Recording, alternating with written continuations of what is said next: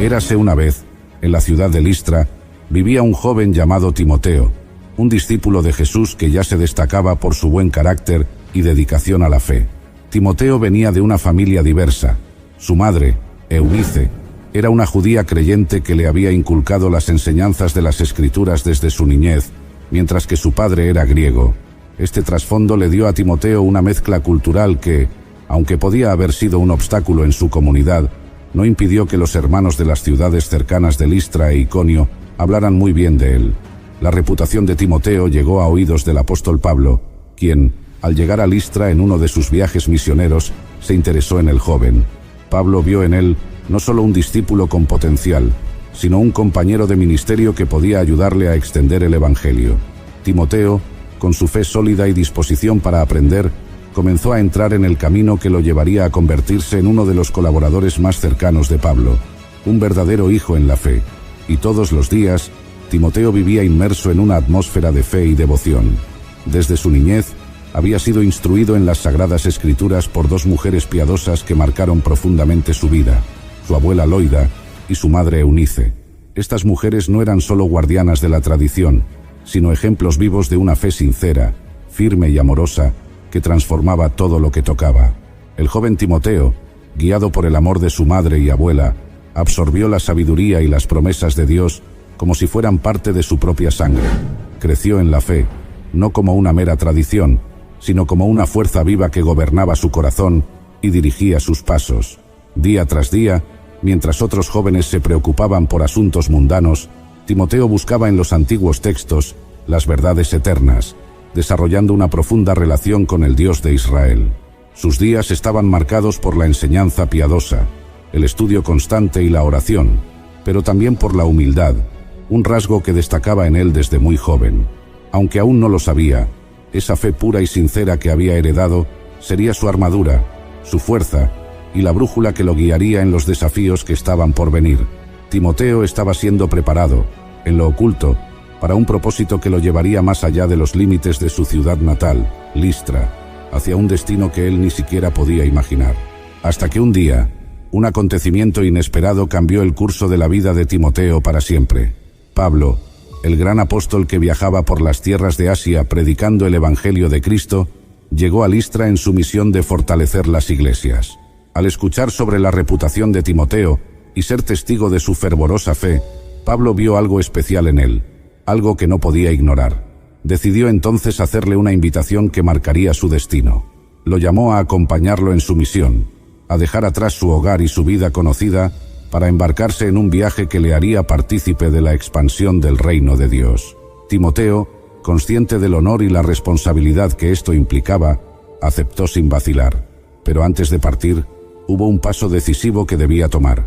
Aunque su madre era judía, su padre griego había influido en que no fuera circuncidado, algo que podía causar dificultades entre los judíos a quienes Pablo predicaba. Entonces, para evitar problemas y convertirse en todo lo necesario para la obra de Dios, Timoteo accedió a ser circuncidado. Este acto fue más que un gesto ritual, fue una señal de su dedicación total a la misión, un sacrificio personal que mostraba su disposición a dejar de lado cualquier barrera cultural para la causa de Cristo.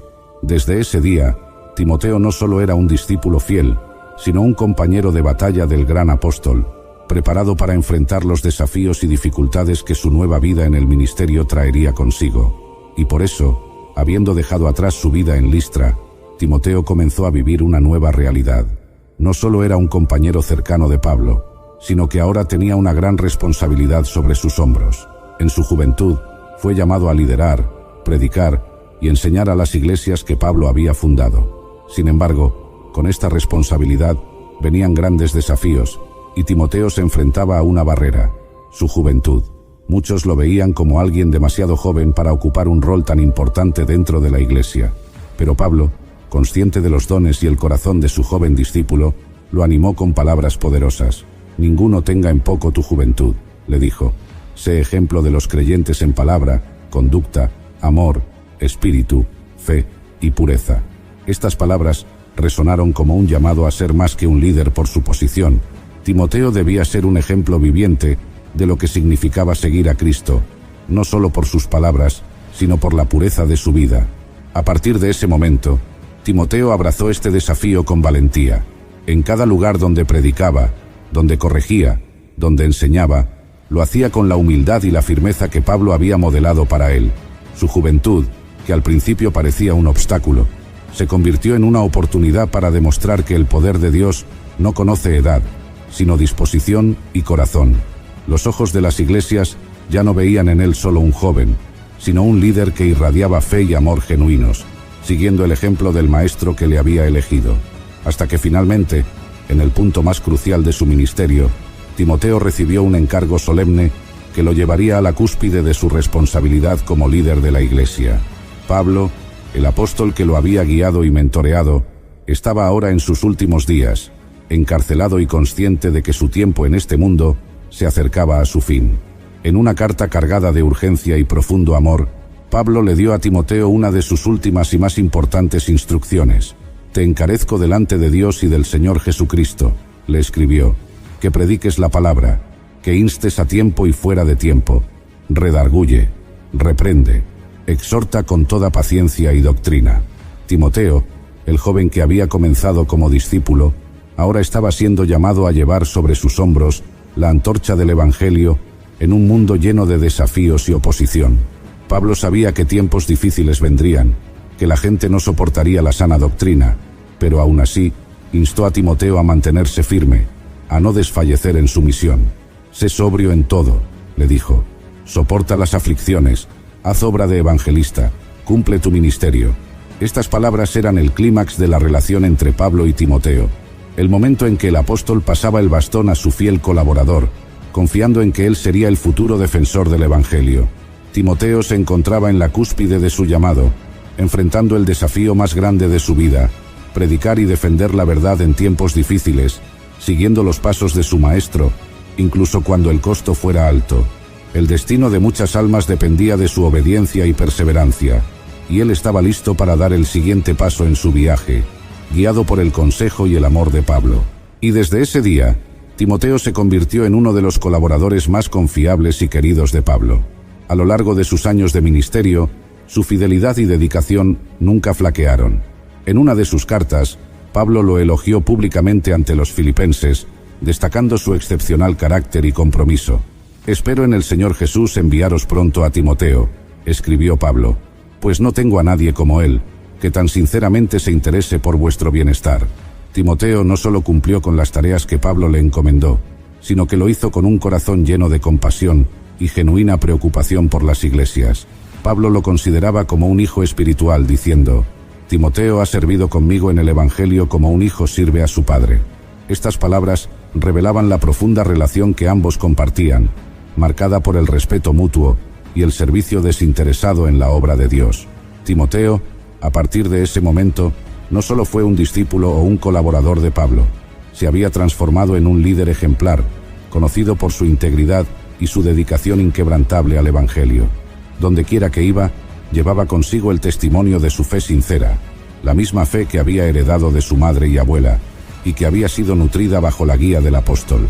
La historia de Timoteo es la de un joven que, desde sus humildes inicios, llegó a ser un pilar en la expansión del cristianismo, alguien en quien Pablo confiaba plenamente para continuar el legado de predicar la palabra de Dios con valentía y amor.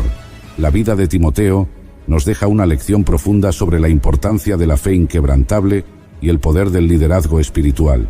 En una de sus últimas cartas, Pablo le recordó a Timoteo, «Te aconsejo que avives el don de Dios que está en ti», animándolo a no dejar que los desafíos, el miedo o la juventud, lo apartaran del propósito divino que Dios había puesto en su vida.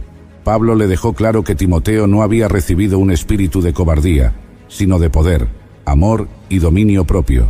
Este recordatorio final resuena como un llamado a todos los creyentes, a no permitir que las circunstancias o los temores nos impidan cumplir con el propósito de Dios. Timoteo, a pesar de su juventud y las dificultades, se mantuvo firme en su misión, guiado por el poder y el amor de Dios. La moraleja de su historia es clara. Dios nos llama a avivar los dones que nos ha dado, a liderar con coraje y a confiar en su poder en medio de cualquier adversidad. Timoteo nos enseña que la verdadera fortaleza no radica en la edad o la experiencia, sino en la fe y la dependencia total de Dios, quien es la fuente de toda sabiduría y fortaleza. Al igual que Timoteo, somos llamados a ser valientes, a ejercer nuestros dones y a mantenernos firmes en la verdad, confiando en que Dios nos guiará en cada paso del camino. El viento del mar soplaba con una intensidad que sacudía mis pensamientos. Aquella noche, las olas rugían bajo nuestros pies mientras avanzábamos en la barca, luchando contra la tormenta. Todo parecía estar en caos, pero entonces, en medio de la oscuridad, lo vi, caminando sobre el agua, su figura iluminada por un poder que iba más allá de mi entendimiento. Mi corazón se llenó de asombro y temor. «Señor, si eres tú, manda que yo vaya a ti sobre las aguas», grité, y cuando escuché su voz llamándome, mis pies, por un instante, desafiaron lo imposible. Pero la duda me alcanzó y comencé a hundirme. En ese momento supe que mi fe estaba a prueba y que mi vida no sería la misma. Mi nombre es Pedro y esta es mi historia. Antes me llamaban Simón, hijo de Jonás. En ese entonces, mi vida giraba en torno al mar de Galilea. Era un lugar que conocía mejor que a mí mismo. Las olas que se agitaban cuando el viento soplaba fuerte, el olor a sal en el aire, el crujir de la madera del bote bajo mis pies y el peso de las redes cargadas de peces, o a veces vacías. Nací y crecí en Betsaida, una aldea de pescadores, donde la vida era simple pero dura. Junto a mi hermano Andrés, salíamos cada madrugada, antes de que el sol besara el horizonte, y lanzábamos las redes al agua, esperando que el mar fuera generoso con nosotros. No sabíamos hacer otra cosa. Mi vida estaba escrita entre las mareas y los remos. Y sin embargo, algo en mí siempre buscaba algo más, una razón más grande para existir, aunque no supiera qué era exactamente. Lo que no sabía es que esa respuesta estaba a punto de llegar. Recuerdo aquel día con una claridad que ni el paso del tiempo ha logrado borrar. El sol aún no había ascendido del todo. Apenas unos rayos tímidos se reflejaban en las tranquilas aguas del lago. Andrés y yo estábamos ocupados con nuestras redes, revisando si había algo útil para llevar a casa. Entonces lo vi, un hombre, caminando a lo lejos, pero no como cualquier hombre. Sus pasos eran firmes, decididos, y aunque había otras personas alrededor, no podía apartar mi vista de él. En cuanto sus ojos se encontraron con los míos, el mundo pareció detenerse por un momento. Esa mirada, nunca había sentido nada igual. Era como si me atravesara, como si viera cada parte de mí, mis miedos, mis sueños, mis dudas, mis heridas, pero también una esperanza que ni siquiera sabía que tenía. Jesús, lo conocía de oídas. Algunos lo llamaban profeta, otros lo miraban con desconfianza, pero yo sentí algo diferente. Sentí que esa era la razón por la que mi corazón había estado inquieto. Caminó hacia mí, sin prisa, con una calma que contrastaba con el bullicio de la gente a nuestro alrededor.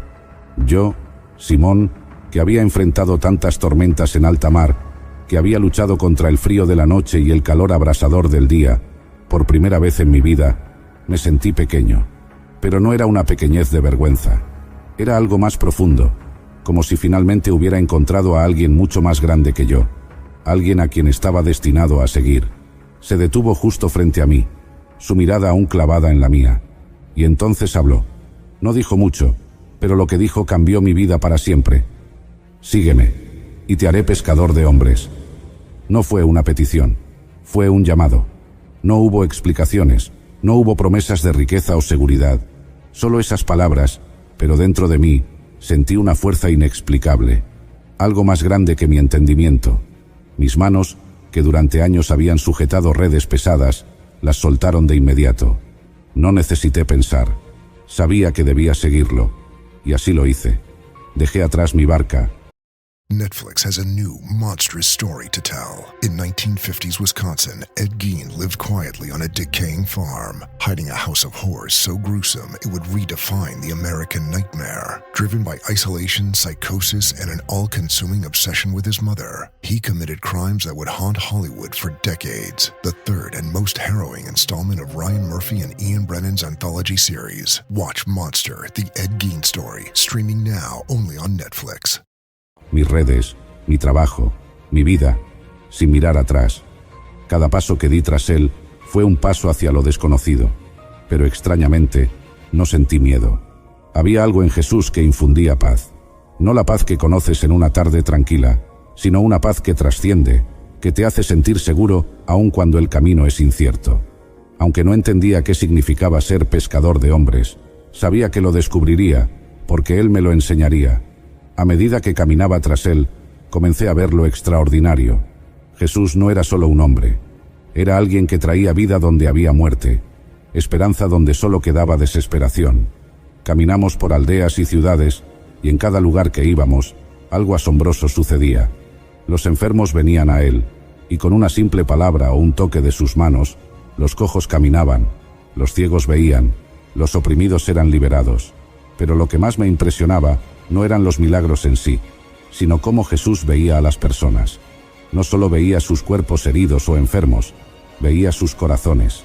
Él les hablaba con una ternura y una compasión que nunca había visto en nadie. Hubo un momento que marcó mi vida para siempre. Estábamos en Cesarea de Filipo, caminando juntos como tantas otras veces, cuando Jesús nos hizo una pregunta que resonó profundamente en mi ser. ¿Quién dice la gente que soy? Algunos de mis compañeros respondieron con nombres de profetas, Juan el Bautista, Elías, pero entonces Jesús me miró a mí. Sentí esa mirada de nuevo, como si el tiempo se detuviera. ¿Y tú, Simón? ¿Quién dices que soy? Era una pregunta sencilla, pero en ese momento supe que la respuesta que saliera de mis labios cambiaría todo. No sé de dónde vino la fuerza, pero sin dudar respondí: tú eres el Cristo, el Hijo del Dios viviente. Nunca había estado tan seguro de algo en mi vida. Y entonces Jesús me sonrió. No una sonrisa común, sino una que transmitía aprobación, como si hubiera dicho exactamente lo que él esperaba. Tú eres Pedro, me dijo, y sobre esta roca edificaré mi iglesia. En ese momento no entendí completamente lo que eso significaba, pero sentí que algo profundo había sucedido. Ya no era solo Simón, el pescador, era Pedro, la roca sobre la cual Jesús construiría algo más grande de lo que jamás podría imaginar. A partir de ese día, mi vida dejó de ser solo la de un hombre que seguía a un maestro. Me di cuenta de que estaba en medio de un plan divino, un propósito más grande que cualquier cosa que hubiera conocido en mis años como pescador. Jesús me veía de una manera que ni yo mismo podía ver. Me veía como alguien capaz de más, y aunque no lo entendía del todo, estaba dispuesto a caminar este viaje, porque sabía que Él me guiaría. Seguir a Jesús fue como vivir en una constante montaña rusa. Había momentos en los que sentía que lo comprendía todo, que cada paso que daba detrás de Él me llevaba más cerca de la verdad, más cerca de ese propósito por el que había sido llamado. Pero también hubo momentos en los que dudé, en los que me di cuenta de lo frágil que era mi fe.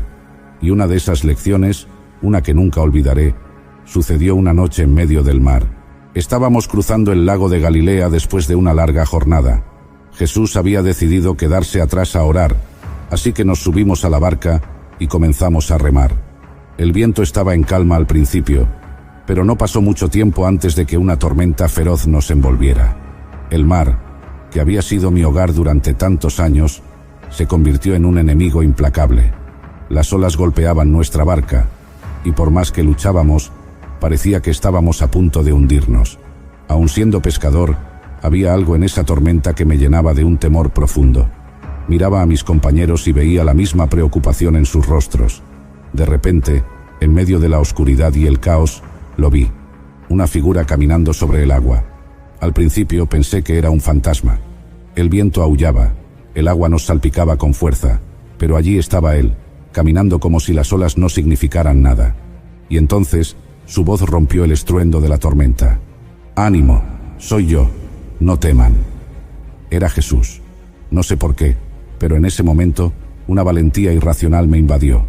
Sentí que, mientras estuviera con él, nada podría hacerme daño. «Señor», grité por encima del ruido del mar, «si eres tú, mándame ir hacia ti sobre el agua». Lo que sucedió después fue algo que aún hoy, al recordarlo, me deja sin palabras. Jesús me miró y me llamó. «Ven». Sentí una mezcla de miedo y emoción mientras ponía un pie fuera de la barca. El agua estaba fría bajo mis pies, pero mientras miraba a Jesús, todo parecía posible. Di un paso, luego otro. Estaba caminando sobre el agua. Por un momento, la realidad de lo que estaba haciendo no me importó. Mis ojos estaban fijos en él, en su mirada que me daba confianza, en su presencia que hacía que lo imposible pareciera alcanzable, pero luego, las olas comenzaron a levantarme más alto. El viento rugía con más fuerza, y por un segundo, aparté la vista de Jesús. Fue solo un instante, pero en ese pequeño momento, el miedo se apoderó de mí. Mi mente, que había estado llena de fe, fue invadida por la duda. ¿Qué estoy haciendo?, pensé. Y en ese mismo segundo, comencé a hundirme. El agua me envolvió rápidamente, y la desesperación llenó mi corazón. «Señor, sálvame», grité con todas mis fuerzas. Era Jesús. Me levantó como si no pesara nada, y me miró con esa mezcla de amor y corrección que tantas veces había visto en sus ojos. «Hombre de poca fe», dijo suavemente. «¿Por qué dudaste?». No había reproche en su voz, solo una lección que debía aprender. La fe no es solo para los momentos en que todo va bien. Es para los momentos de tormenta, cuando el miedo y la duda intentan ahogarnos. Mientras caminábamos de vuelta a la barca, la tormenta se calmó, y todo quedó en silencio. Mis compañeros, que lo habían visto todo, lo adoraron, diciendo: «Verdaderamente eres el Hijo de Dios». Esa noche me dejó una lección imborrable. Mientras mis ojos estaban fijos en Jesús, lo imposible era posible. Pero cuando permití que el miedo y la duda me distrajeran, el agua me tragó. Mi fe, aunque fuerte en algunos momentos, era frágil cuando más la necesitaba. Y esa no fue la única lección que aprendí en mi caminar con Jesús. Hubo momentos en los que mi entusiasmo me llevó a hablar antes de pensar, como cuando Jesús nos reveló que debía sufrir y morir en Jerusalén. Mi corazón se negó a aceptar eso. ¿Cómo podría ser posible que el Mesías, el Hijo de Dios, sufriera? No entendía que su reino no era como los reinos de este mundo. Así que me acerqué a él y le dije con firmeza: «Nunca, Señor, eso no te sucederá». Pensé que estaba defendiendo su honor, protegiéndolo de un destino que no comprendía. Pero Jesús me miró con una severidad que nunca había visto antes y me reprendió: «Apártate de mí, Satanás. No tienes en mente las cosas de Dios, sino las de los hombres». Sus palabras fueron como un golpe al corazón. Me di cuenta de que, a pesar de mi devoción, aún no entendía por completo su misión. Estaba tratando de imponer mis propias ideas sobre lo que debía ser el reino de Dios, en lugar de confiar en su plan. Aquel día aprendí que seguir a Jesús no significaba solo caminar tras él físicamente, sino someter mis pensamientos y mis deseos a la voluntad de Dios, aunque no siempre la entendiera. De todas las cosas que viví al lado de Jesús, nada me marcó tanto como la noche en que lo traicioné. Si cierro los ojos, todavía puedo revivir cada momento, cada palabra que pronuncié, cada mirada que me perforó el alma. Era la víspera del sacrificio de mi maestro, y aunque esa noche no lo entendía del todo, la tensión en el aire era palpable. Estábamos reunidos en la sala donde celebrábamos la Pascua, compartiendo el pan y el vino. Jesús hablaba con una tristeza en su voz que jamás había escuchado antes, una especie de despedida encubierta en cada palabra. Fue entonces cuando, en medio de la cena, se dirigió a mí. La mirada en sus ojos era una mezcla de amor y conocimiento profundo. Sabía algo que yo no sabía. «Simón, Simón», me dijo, con una calma que me inquietaba, «Satanás os ha pedido para zarandearos como a trigo, pero yo he orado por ti, para que tu fe no falle. Y cuando te hayas vuelto a mí, fortalece a tus hermanos». Recuerdo haber sentido una mezcla de confusión y orgullo herido. ¿Zarandearme? ¿Acaso Jesús dudaba de mi lealtad? Le respondí con firmeza, casi con terquedad: «Señor, estoy dispuesto a ir contigo tanto a la cárcel como a la muerte». Creía esas palabras con todo mi corazón. En mi mente, no había nada que me pudiera apartar de él. Pero Jesús me miró una vez más, con una tristeza en sus ojos que no comprendí en ese momento, y me dijo: «Pedro, te digo que antes de que cante el gallo, me negarás 3 veces». Sus palabras me dejaron helado, pero las ignoré. ¿Cómo podría negar al Mesías, a mi maestro, a quien había visto caminar sobre el agua, resucitar muertos, abrir los ojos de los ciegos? Era inconcebible. Pero entonces llegó la noche más oscura de mi vida. En el jardín de Getsemaní, todo cambió. Jesús fue arrestado, y de pronto, el miedo me invadió. No era miedo a las autoridades ni a los soldados. Era un miedo más profundo. Un miedo a perder todo lo que había conocido en esos últimos 3 años. Jesús, el que calmaba las tormentas, el que expulsaba demonios, el que traía vida. Ahora estaba siendo llevado como un cordero al matadero. Mis piernas temblaban, y por primera vez en mi vida no sabía qué hacer. Seguía a la distancia mientras lo llevaban ante el sumo sacerdote. Mi corazón estaba dividido entre el deseo de permanecer cerca de él y el miedo que empezaba a apoderarse de mi mente. Me escondí en las sombras mientras lo llevaban al juicio. No quería ser visto, pero tampoco podía soportar alejarme. Me quedé en el patio, rodeado de gente. Mis manos sudaban, mis pensamientos corrían en todas direcciones. Y entonces sucedió lo que jamás pensé que sucedería. Una sirvienta me miró fijamente. Podía ver en sus ojos que me reconocía. «Tú también estabas con él», dijo, señalándome. El corazón me dio un vuelco. En ese instante, el miedo tomó control de mi lengua antes de que pudiera detenerme. Las palabras salieron de mi boca sin pensarlo. «No lo conozco». Inmediatamente supe lo que había hecho, pero no podía volver atrás. Fue una mentira, pero me dio un respiro momentáneo. Sin embargo, el alivio duró poco. Minutos después, otro hombre me señaló. «Tú también eres uno de ellos». Sentí cómo la tensión aumentaba, el calor subía en mi cuerpo. Y de nuevo, negué con rapidez, casi sin pensarlo. «No soy uno de ellos». Mi corazón estaba acelerado. Mi mente estaba llena de confusión. El miedo me dominaba por completo. Pero no terminó ahí. Un tercer hombre, mirándome fijamente, dijo: «Ciertamente, tú también eres uno de ellos. Tu manera de hablar te delata». Sabía que era verdad, pero el miedo a ser arrestado, el miedo a lo desconocido, era demasiado para mí. Esta vez, negué con más vehemencia, incluso jurando: «No conozco a ese hombre». Fue en ese momento cuando escuché el sonido que me partiría el alma. El gallo cantó. El tiempo pareció detenerse. En medio del bullicio, del frío de la noche, del fuego chispeante en el patio, escuché ese sonido penetrante. Y entonces, como si todo el peso del cielo cayera sobre mí, recordé las palabras de Jesús.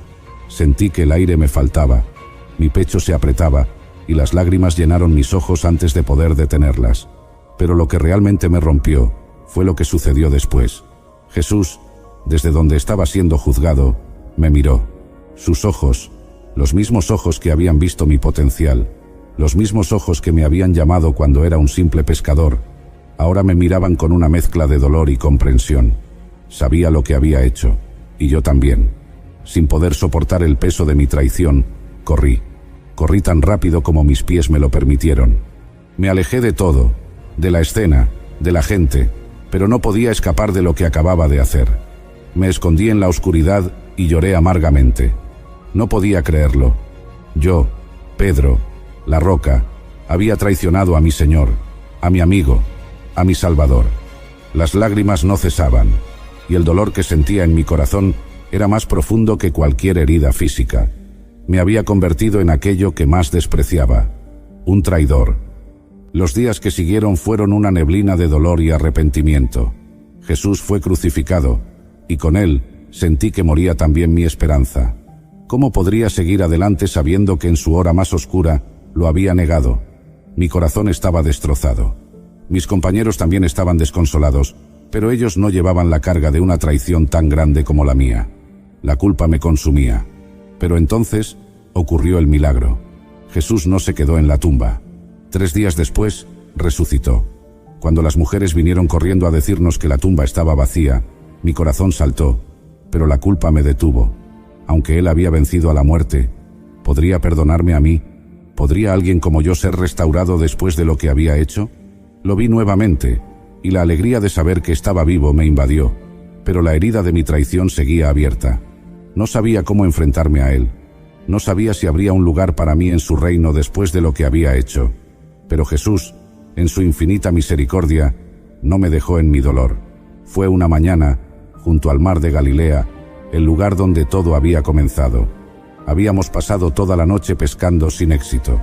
Estaba distraído, perdido en mis pensamientos, cuando de repente vimos a un hombre en la orilla que nos dijo que echáramos las redes al lado derecho del bote. Cuando lo hicimos, nuestras redes se llenaron de peces, como en aquellos primeros días. Entonces lo supe. Era Jesús. No pude esperar ni un segundo más. Me lancé al agua y nadé hacia él con toda la fuerza que tenía. Cuando llegué a la orilla, allí estaba, preparando un fuego, asando pescado. La escena era tan simple, pero el momento era todo menos eso. Después de desayunar, Jesús se dirigió a mí. Me miró, y en sus ojos no había rastro de resentimiento, solo amor y perdón. Me preguntó: «Simón, hijo de Jonás, ¿me amas más que estos?». Mi corazón latía con fuerza, recordando mis 3 negaciones, pero respondí con la sinceridad que me quedaba: «Sí, Señor, tú sabes que te amo». Y él me dijo: «Apacienta mis corderos». Sentí un nudo en la garganta, pero entonces me preguntó una segunda vez: «Simón, hijo de Jonás, ¿me amas?». Esta vez mi voz temblaba, pero respondí: «Sí, Señor, tú sabes que te amo». Y él me dijo: «Pastorea mis ovejas». Pero no terminó ahí. Por tercera vez me miró y preguntó: «Simón, hijo de Jonás, ¿me amas?». Las lágrimas llenaron mis ojos, recordando las 3 veces que lo había negado. Con todo mi ser, respondí: «Señor, tú lo sabes todo. Tú sabes que te amo». Y Jesús me dijo: «Apacienta mis ovejas». En ese momento lo entendí. Jesús no solo me había perdonado, me había restaurado, me había dado una nueva misión. Mis 3 negaciones fueron reemplazadas por 3 afirmaciones de amor, y el hombre que había traicionado a su maestro fue transformado en el líder que guiaría su iglesia. Después de la resurrección de Jesús, nuestras vidas cambiaron para siempre. Aunque había sido restaurado por él, sabía que algo más grande estaba por venir. Jesús nos había prometido que recibiríamos el Espíritu Santo, y ese día llegó en el Pentecostés. Estábamos reunidos, alrededor de 120 de nosotros, esperando en obediencia. De repente, un sonido como el de un viento impetuoso llenó la casa, y lenguas de fuego se posaron sobre cada uno de nosotros. Fue el Espíritu Santo, y en ese momento, una nueva fuerza nos invadió. Comenzamos a hablar en otros idiomas, y las multitudes que habían venido a Jerusalén desde diferentes naciones nos entendían. Estaban atónitos. Algunos pensaron que estábamos borrachos, pero me levanté, lleno de valentía, y comencé a hablarles. Expliqué que lo que veían era el cumplimiento de la profecía, que Jesús, el Mesías, había muerto y resucitado, y que ahora él ofrecía perdón y vida eterna a todos los que creyeran en su nombre. Mi corazón ardía mientras hablaba, y el poder de Dios se manifestó de una manera increíble. Ese día, alrededor de 3.000 personas fueron bautizadas. Fue el comienzo de la iglesia, y yo, Pedro, el hombre que había negado a su Señor, fui usado para guiar a su pueblo. A partir de ese momento, el mensaje del Evangelio se extendió por todas partes. Aunque la persecución no tardó en llegar, el Espíritu Santo nos dio el valor para enfrentarla.